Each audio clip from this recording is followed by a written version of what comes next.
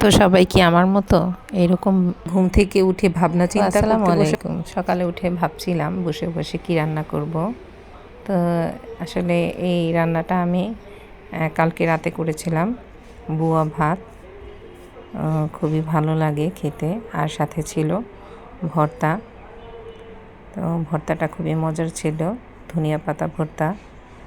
আসলে ভর্তা ছাড়া আসলে বুয়া ভাতটা ভালো লাগে না।